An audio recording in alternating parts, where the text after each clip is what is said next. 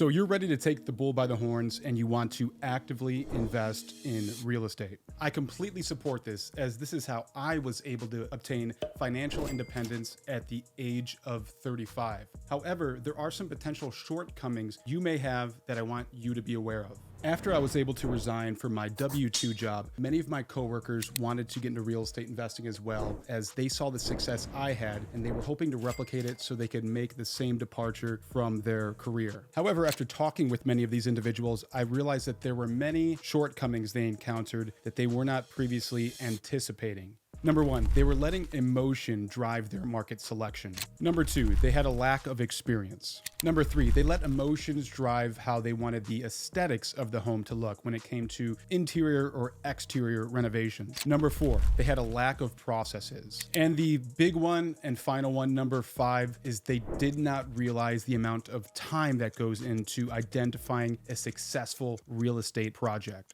Now that I've listed many of these reasons why many people struggle, let's dive into these 5 aspects a little further. So you now know the 5 main reasons that I see people struggle when they're trying to pursue financial freedom by building up cash flow through real estate investments. Let's dive a little bit deeper into those 5 items. The first one was emotional decision-making guiding your market selection. When many newbie investors are identifying their markets, they are not looking at market fundamentals or analytics to drive their decision. Rather, they typically want to purchase in a market that they are familiar with and comfortable with. The reason behind this is that they feel that they need to have family members present, or they want to be present in case something goes wrong at the property. The reason this is the wrong approach is twofold. You should be letting analytics drive your search for your desired market. Always look at market fundamentals before purchasing in that market. The second reason this is a flawed approach is because it is forcing you to take a more active role in the business than you should be. If you plan to scale to a large enough portfolio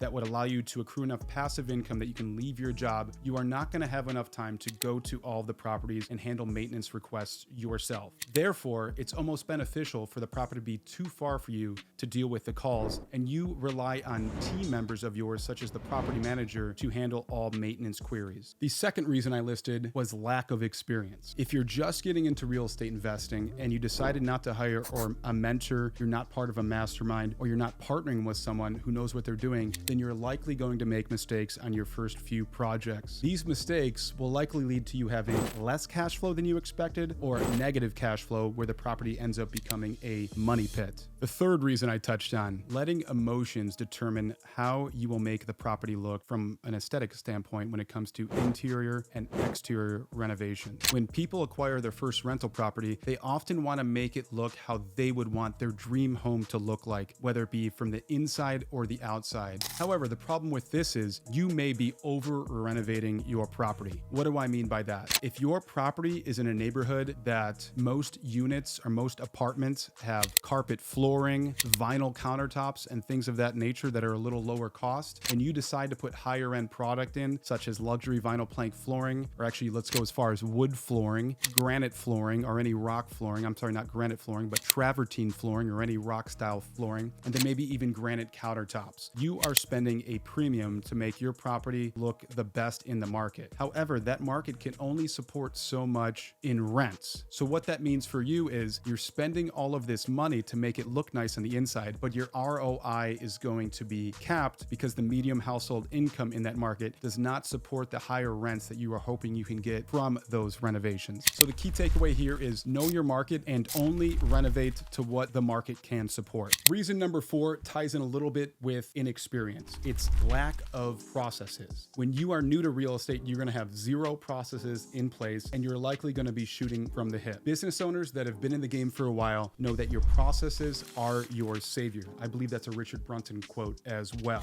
Meaning, when things occur in your business, there's essentially a flow chart or a process funnel they can flow into and out of that will achieve the highest, best outcome for you from a time management perspective, from an efficiency perspective, and from an effectiveness perspective. When you are lacking processes, you're going to be lacking in efficiency, time management, and effectiveness. The 5th and final way that I see people struggle is not fully understanding the time commitment required. I have had several friends reach out to me requesting requesting mentorship, and I would direct them to people that I thought could be great mentors for them because they wanted to grow in the real estate syndication space. These individuals were working full-time jobs and they were very busy. However, they thought that they could spend 30 minutes to 1 hour a week looking at real estate projects and identifying one that was going to make them 7 figures plus. Eventually, they realized that real estate investing can be a full-time job from a time commitment perspective when you are brand new to the space and don't have enough money to hire payroll and build out a team to help you with things. So the key takeaway here is understand that if you're trying to get into real estate investing because you see friends, family members, coworkers, whoever it may be, having high levels of success in that space, you are not seeing what is going on behind closed doors and the grind that they are putting in to find success in that space. If you're working a full-time job, have kids at home and a wife to support, you can definitely excel. However, you are going to have to be prepared to spend countless hours after work pursuing your real estate endeavors. So I hope I didn't crush anyone's dream here, but there are some pros to investing yourself. There's 3 pros that come to mind for me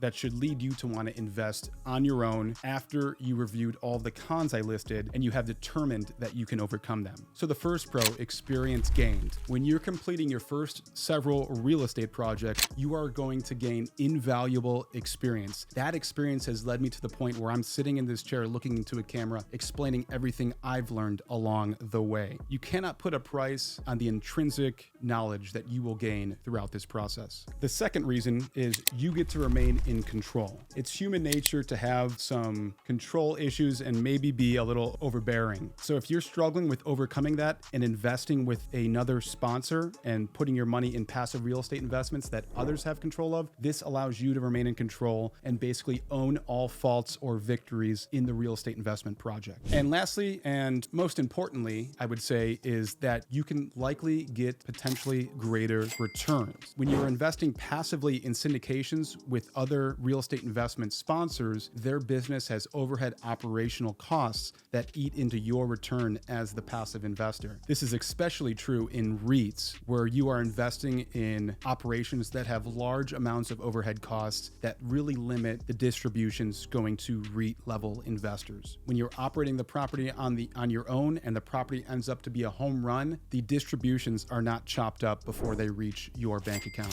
So after watching this video, if you've decided that maybe being an active real estate investor isn't the best fit for you right now in your life, I'd be happy to work with you and allow you to invest passively in my projects. If you'd like to get on my investor list, just go to investormike.com, hit on Invest with Me, or you can subscribe to my weekly newsletter there. Conversely, if you found these hurdles that I've listed easy obstacles for you to overcome at this point in your life, then I fully encourage you to take on your next real estate endeavor. If you need any help, guidance, or feedback along the way, feel free to reach out to me in the comments. Thanks for tuning in.